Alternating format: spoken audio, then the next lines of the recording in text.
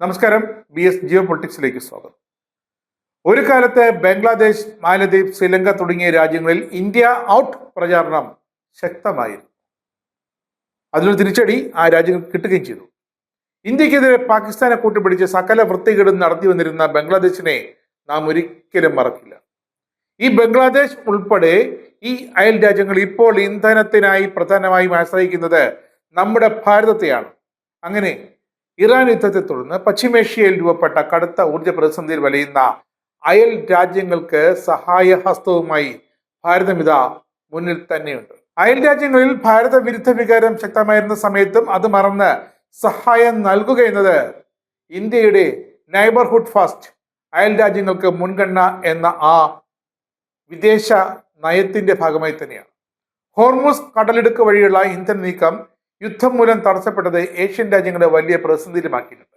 എന്നാൽ സുഹൃത്ത് രാജ്യമായ ഇന്ത്യയുടെ ഇന്ധന ടാങ്കറുകൾക്ക് ഹോർമുസ് കടലിടുക്ക് കടക്കാൻ ഇറാൻ അനുമതി നൽകിയത് വലിയ ആശ്വാസമായി ഞെട്ടലോടെയാണ് അമേരിക്ക അടക്കമുള്ള രാജ്യങ്ങൾ ഈ പ്രഖ്യാപനം വീക്ഷിച്ചത്.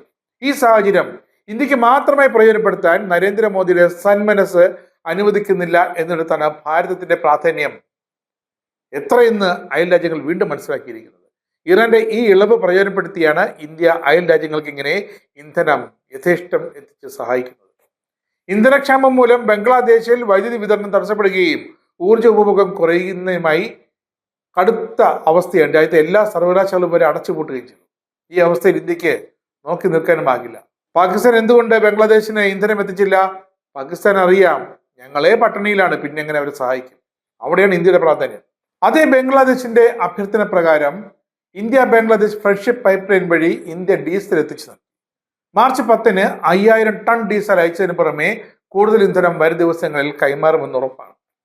ഇന്ത്യ ഔട്ട് പ്രചരണത്തിലൂടെ അധികാരത്തിൽ വന്ന മാലദ്വീപിന്റെ പ്രസിഡന്റ് മുഹമ്മദ് മുയിസുവിന്റെ നിലപാടിൽ വലിയ മാറ്റമുണ്ടായത് നല്ല കാര്യം. ഇന്ത്യയെ ഇപ്പോഴിതാ വിശ്വസ്ത പങ്കാളി എന്ന് വിശേഷിപ്പിച്ച അദ്ദേഹം പെട്രോളിനും വിമാന ഇന്ധനത്തിനുമായി ഇന്ത്യയുടെ സഹായം വീണ്ടും തേടിയിരിക്കുന്നു. വിമാന സർവീസുകൾ തടസ്സപ്പെട്ടതോടെ മാലദ്വീപിന്റെ ടൂറിസം മേഖല നട്ടലൊടിഞ്ഞ അവസ്ഥയിലാണ്. ഒരിക്കൽ പ്രധാനമന്ത്രി നരേന്ദ്രമോദി ലക്ഷദ്വീപിൽ ഇറങ്ങി നിന്ന് മാലദ്വീപിലെ ബീച്ച് ടൂറിസത്തെ എങ്ങനെ പൊളിച്ചടിക്കുന്നത് ലോകം കണ്ടാണ്. അതിനൊടുവിൽ മാലദ്വീപ് മാപ്പ് പറഞ്ഞതും ചരിത്രം.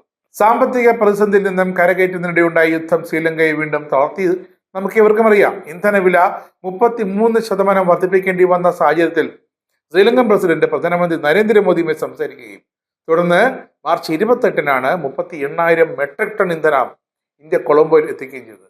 ഒരിക്കൽ അവിടെ ശ്രീലങ്കയിൽ വിപ്ലവം നടക്കാൻ തന്നെ കാരണം ഈ ഇന്ധനവില വർദ്ധിച്ചെന്ന് ഓർക്കണം. ഭൂട്ടാൻ, നേപ്പാൾ തുടങ്ങിയ രാജ്യങ്ങളിലേക്കും ഇന്ത്യ തടസ്സമില്ലാതെ അങ്ങനെ ഇന്ധന വിതരണം ഇപ്പോഴും നടത്തിക്കൊണ്ടിരിക്കുന്നു. പാകിസ്ഥാനിലാണെങ്കിൽ ഭക്ഷണമില്ല, വൈദ്യുതിയില്ല, ഇന്ധനത്തിന് തീപിടിച്ച വില. എങ്കിലും അയൽ രാജ്യങ്ങളെ ഒരു തരി പോലും, ഒരു തുള്ളി പോലും ഇന്ധനം നൽകി സഹായിക്കാൻ പാകിസ്ഥാൻ തയ്യാറാകില്ല. പാകിസ്ഥാന് വേണ്ടത് വിപ്ലവമാണ്, തീവ്രവാദമാണ്.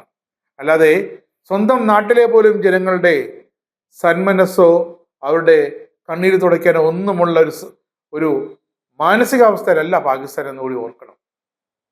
ഈ ഘട്ടത്തിലാണ് ഇന്ത്യയുടെ അയൽ രാജ്യങ്ങൾക്ക് പിന്തുണ എന്ന നൈബർഹുഡ് ഫസ്റ്റ് എന്ന ആ വിദേശ നയം എത്ര പ്രാവർത്തികമാക്കി ഇന്ത്യ എന്ന് ലോകരാജ്യങ്ങൾ വീക്ഷിച്ചുകൊണ്ടേയിരിക്കുന്നു.